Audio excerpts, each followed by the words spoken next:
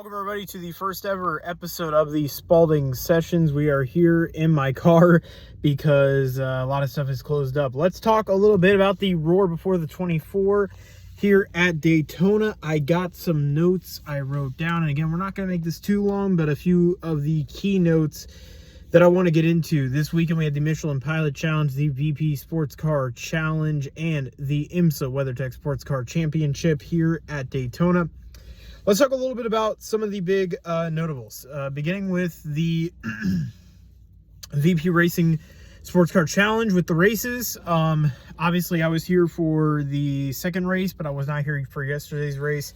Talking a little bit about that race, Luca Mars and Stephen Akangandi, I hope I said that correctly, was able to grab the P3 and the GSX sweep in that class. So we had GSX sweep and P3 sweeps there for those classes. Luca Mars again able to grab the win for the local Daytona Beach team in Core Motorsports.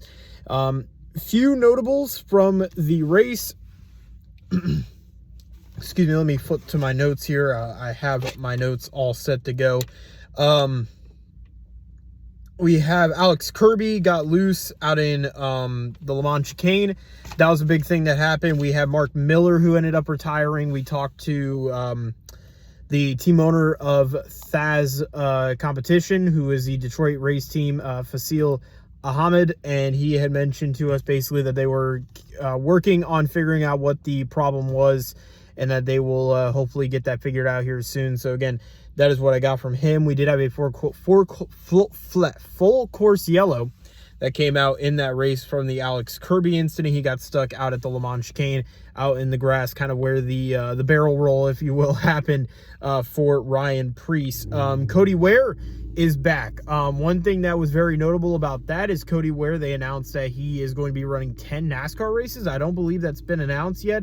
I'm interested to see also, too, where Rick Ware Racing will be competing at. Obviously, it seems like Ware will be competing in the entirety of the season this year for Rick Ware in the LMP3 car for the VP Racing Fuel Sports Car Challenge. So, again, that looks like that is already a done deal there.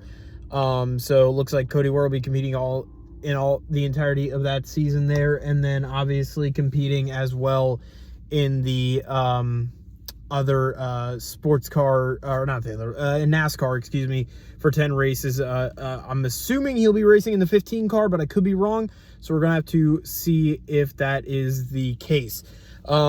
Outside of that, again, really not too much big news. Again, the big one was Luca Mars actually winning on Saturday. He won coming from all the way in the back of the pack, moving all the way to the front.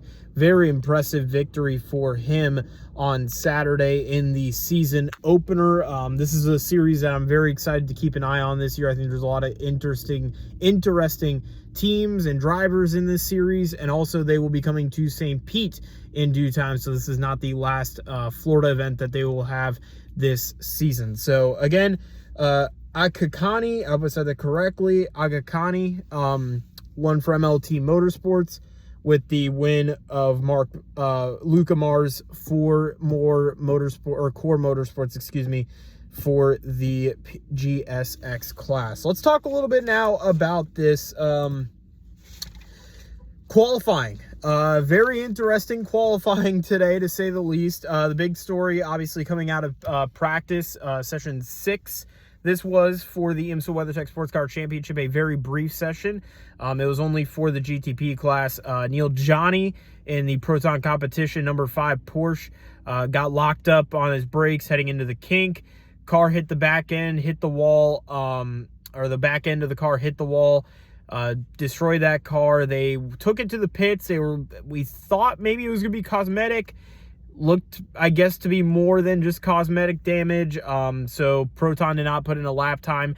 Neither did the next car we're going to talk about. We are now getting into qualifying and the event there. The number 92 Kelly Moss with Riley crashed coming off of pit road. That was a big thing. Literally right as they came out of pit road, I don't know what exactly happened, but it looked like they may have locked as well, or the cold tires looked like it might have played a factor in that and they ended up crashing and also crashing into their back end into the kind of wall heading into the International Horseshoe Turn. So David Brule, who was behind the wheel of that car, fortunately able to get out okay. But the quali got red flagged, and this is where things got a little bit interesting in this class. Maybe one of the bigger storylines, I think, of the afternoon is that the quali got red flagged so late that it was about to begin with only a minute to spare. It went green flag. However, they added time. So they added 7 minutes. We had an 8-minute qualifying session, to say the least, because really no times were put up in the 15 full minute qualifying session. Very good on IMSA's job for at least having a qualifying session, because they were going to potentially, there were, I wouldn't say rumblings, but obviously there was talks on the broadcast that the potential possibility is that they could, if they wanted to, have used the last practice session, which if that was the case, Cetilar Racing, which is the Ferrari team, would have gotten pole, which would have been crazy. They're a good team, don't get me wrong, but definitely, I mean, in regards to pole, I mean, there was some, top teams, but in regards to GTD, but looking at it again, they ended up having about an 8-minute qualifying session, to say the least, maybe more like a 7-minute qualifying session. So fortunately, they did extend the time. Again, good job for IMSA for doing that. And none other than Rexy getting the pole out of the GTD class. This was kind of crazy, to say the least. In a GTD Pro class that I think a lot of people are looking at some of the other teams, the Corvettes, the Mustangs, maybe a FAF, if you will, some of these other teams that are in the mix. Nobody, I think, really thought AO Racing was going to win pole this week. Obviously, they're a team that is a fan favorite. Everybody loves Rexy. Everybody loves that team. And, again, I'm a huge Rexy fan, but again, I think a lot of people were, look at being from a media side of things, obviously not from a fan side of things. I think most of us thought that AO Racing wasn't going to maybe find some early success here in the first race. Fortunately, they did, and they're going to be leading the pole at the Rolex 24, which I think is going to be getting a lot of buzz, and hopefully that brings a great set of eyes there, because they definitely deserve it. The number 12 of Vassar Sullivan got the GTD pole for them. Really no surprise there. Vassar Sullivan is probably one of the top teams in that class.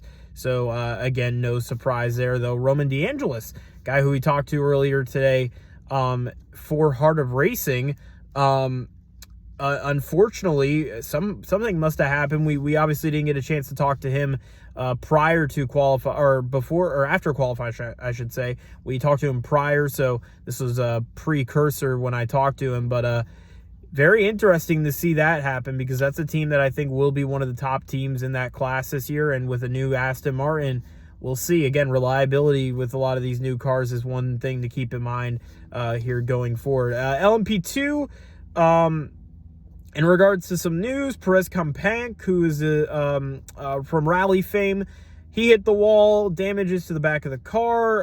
Dwight Merriman spun out for ERA at turn 6. Ben Keating, though, really had a good showing.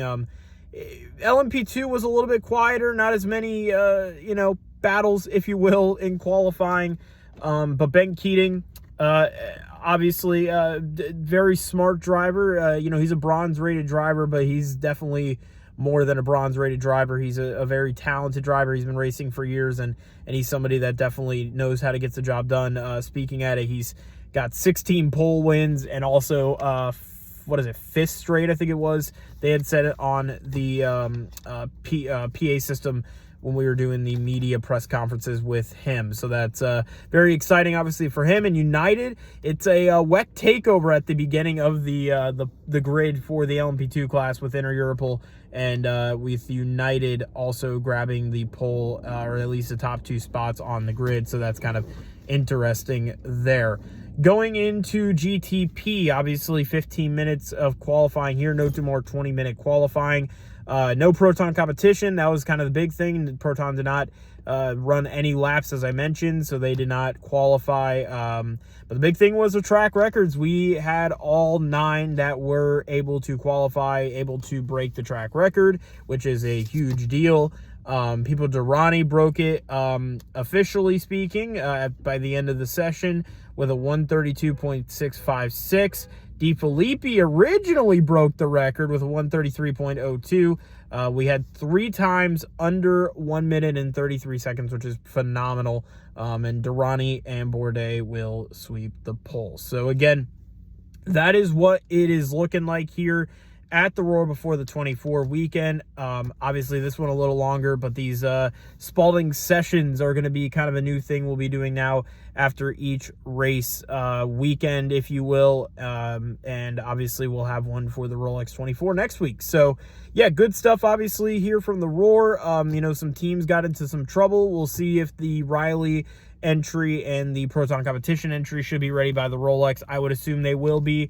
Fortunately for teams this weekend, although it is a big weekend, the big weekend is next weekend. And if Proton and Riley can get ready and have their cars set to go by next weekend, I wouldn't be surprised they wouldn't. I think that they will be fine. There might be just definitely a lot of work that will have to be done for the Proton competition and the Riley entries. As for next weekend, looking ahead to what's to come in the series that will be coming, Mazda MX-5 Cup will be joining us here next week for the official Rolex 24 weekend. We also will have the official Michelin Pilot Challenge race happening on Friday, and then Saturday kicks it all off, man, with the WeatherTech Sports Car Championship opener. The Rolex 24, the once around the clock spectacle that is the Rolex 24, will be kicking things off over on Saturday, and then obviously concluding on Sunday before the series heads to Sebring in March. So again, that is all I got for you. My name is Dylan Spaulding here with Spaulding Sessions here on Get a Grip and Auto Racing Digest. So long, and we will see you next week for the Rolex 24 at Daytona.